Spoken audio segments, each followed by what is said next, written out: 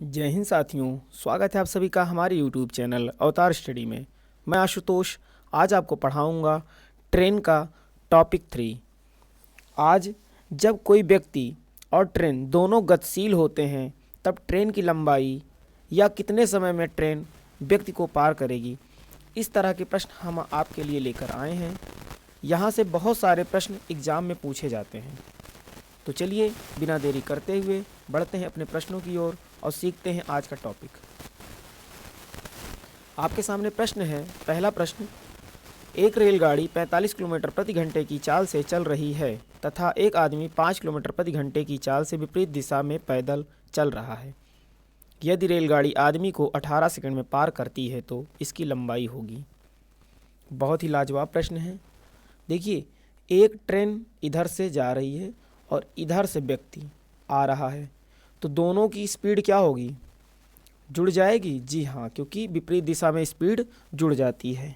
तो हमें निकालना क्या है? ट्रेन की लंबाई। ट्रेन की लंबाई और दूरी कल हमने बताया था कि दूरी बराबर क्या होता है? ट्रेन की लंबाई। दोनों क्या हो जाएंगे? इक्वल हो जाएंगे। तो यानी ट्रेन की लंबाई हमको निकालना हो तो मान लेते हैं कि उसकी लंबाई ट्रेन की यक्स है और दूरी बराबर क्या होता है? चाल गुणे समय। और दूरी का मतलब होता है ट्रेन की लंबाई। यहाँ से हम रख सकते हैं कि दूरी को हम लंबाई में कन्वर्ट कर लेते हैं और जहाँ दूरी बराबर चाल गुणे समय लिखते थे, दूरी की जगह अब हम ट्रेन की लंबाई लिख सकते हैं। तो यहाँ पर हम ट्रेन की लंबाई यक्स मान लिए हैं। तो यक्स बराबर क्या होगा? चाल गुणे समय। चाल गुणे समय, तो चाल गुणे आप समय लिख लीजिए। अब देखिए चाल कितनी है? 45 किलोमीटर प्रति घंटा रेलगाड़ी की है और आदमी की कितनी है? तो दोनों जुड़ जाएंगी चालें। जी हाँ, जुड़ जाएंगी। और उसके बाद समय कितना लग रहा है सर? 18 सेकंड। देखिए यहाँ पे ऑप्शन में दिया है जो ट्रेन की लंबाई वो मीटर में दिया है, तो इसका मतलब स्पीड को भी हम कन्वर्ट कर लेंगे, मीटर पर सेकंड में बना लेंगे। तो मीटर पर सेकंड बनाने के लिए 5 बटे किससे गुणा करना पड़ेगा? 18 से। अब चलिए सॉल्व कर लेते हैं। देखिए 18 से 18 कट गया, 45 में जुड़ेगा 50, 45 में 5 जुड़ेगा तो 50, और 50 गुणे 5 कितना होगा सर? कितना होगा जी? 250। अब देखिए 250 मीटर कौन सा विकल्प सही है? हमारा विकल्प डी नंबर सही है। तो चलिए इसी क्रम में अगले प्रश्न की ओर चलते हैं। आपके सामने स्क्रीन पर है दूसरा प्रश्न। प्रश्न है, 100 मीटर लंबी एक रेलगाड़ी विपरीत दिशा में 5 किलोमीटर प्रति घंटा की गति से चलने वाले एक व्यक्ति को 77 सेकंड में पार कर लेती है। तदनुसार उस रेलगाड़ी की गति क्या है? जी हाँ, यहाँ पर थोड़ा सा मिस हुआ है। यहाँ पर जो समय दिया है वो 7 सही 1/5 दिया है। कितना दिया है? 7 सही 1/5। अगर आप इसे एडिट कर लेंगे तो आपका जो प्रश्न उत्तर आएगा वो जल्दी आ जाएगा, नहीं तो फिर ये आपका बहुत ही लेंदी बन जाएगा। यहाँ पे लिखने में थोड़ा सा गड़बड़ी हो गई है। तो प्रश्न आपको समझ में आ गया होगा। तो प्रश्न में रेलगाड़ी की गति पूछा है, यानी चाल पूछा है। तो चाल बराबर क्या होता है जी? चाल बराबर क्या होता है? दूरी बटा समय। और दूरी यहाँ पर क्या है? दूरी क्या है? यहाँ पर रेलगाड़ी की लंबाई है। रेलगाड़ी की लंबाई के, तो रेलगाड़ी की लंबाई आपको लिखना है दूरी की जगह। अब देखिए रेलगाड़ी की लंबाई कितनी है? 100 मीटर। जी हाँ।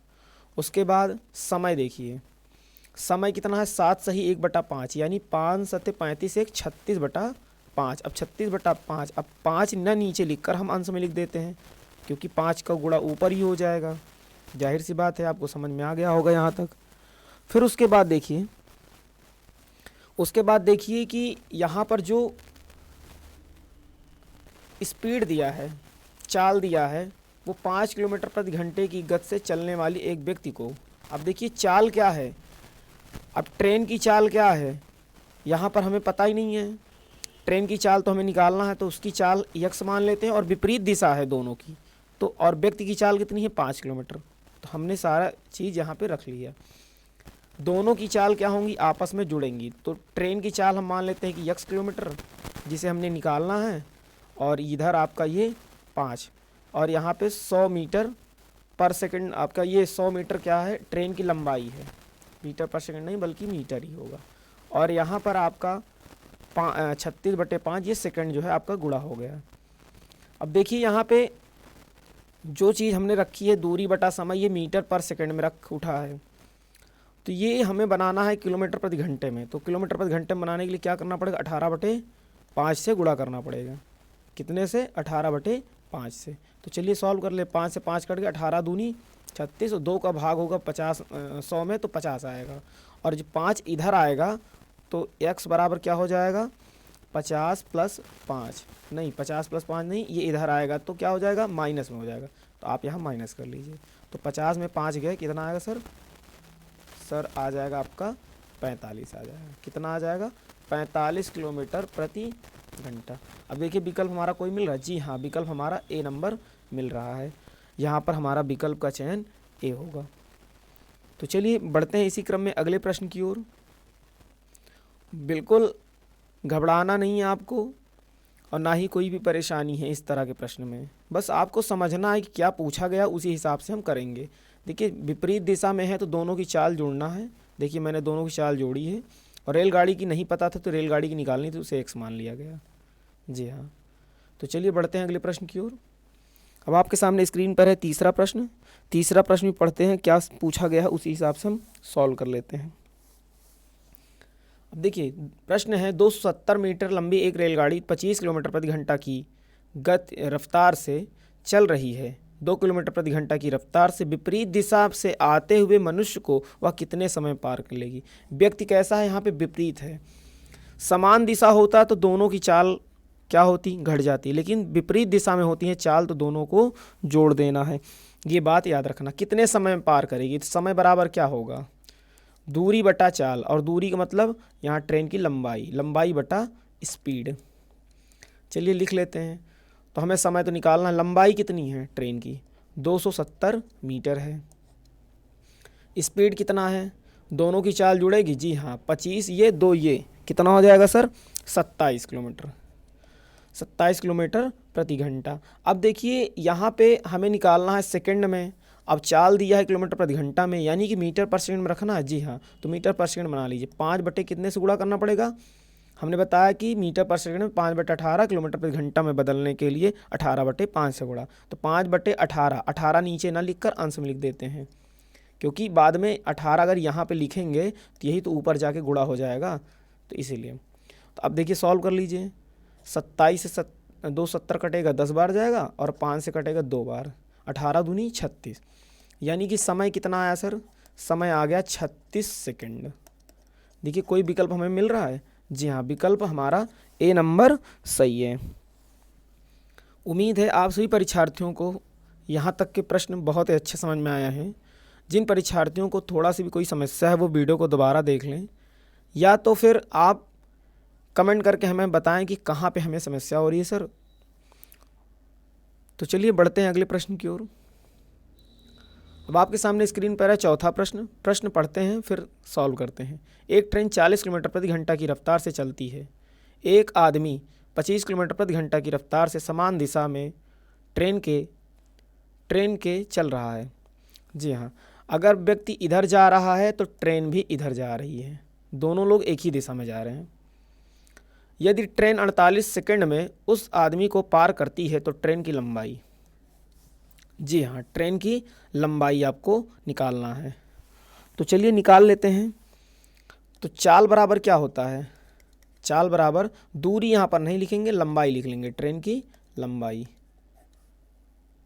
और उसके नीचे समय। अब देखिए स्पीड क्या है दोनों की। स्पीड देखिए ट्रेन की कितनी है, 40 किलोमीटर प्रति घंटा, और आदमी कितनी है, 25 किलोमीटर। और दोनों एक ही दिशा में जा रहे हैं तो क्या होगा, डिफरेंस होगा। जी हाँ, डिफरेंस कर लीजिए। हमारा विकल्प देखिए मीटर दिया है, तो इसका मतलब हुआ कि यहाँ पर इसको मीटर पर सेकंड बनाना होगा, तो इसको भी बना लीजिए। तो मीटर पर सेकंड में आप बनाएंगे तो कितने से गुणा कर देंगे सर, 5/18 से। अब देखिए लंबाई, ट्रेन की लंबाई ज्ञात करनी ही है, कोई दिक्कत नहीं। ट्रेन की लंबाई मान लेते हैं कि यक्स, इसकी जगह हम यक्स ही रख देते हैं। चाहे लंबाई लिख लीजिए चाहे यक्स, बात एक ही है। फिर उसके नीचे समय, समय कितना है सर, 48 सेकंड। कितना है, 48 सेकंड।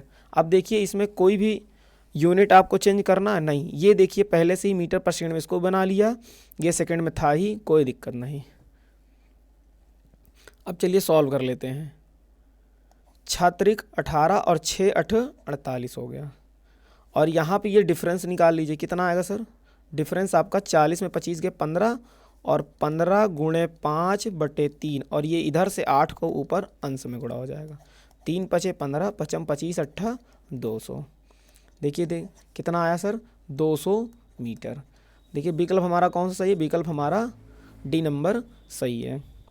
बिना कुछ देरी किए हुए बस फार्मूले में रखना है चाल बराबर दूरी बटे समय पर, और आपको कुछ नहीं करना, सिर्फ एक चीज़ पे ध्यान देना है कि अगर समान दिशा में चल रही हैं तो उनकी जो स्पीड होगा उसका डिफरेंस लिखना है, और अगर समान विपरीत दिशा में जा रही हैं तो उनकी स्पीड को ऐड करके लिखना है।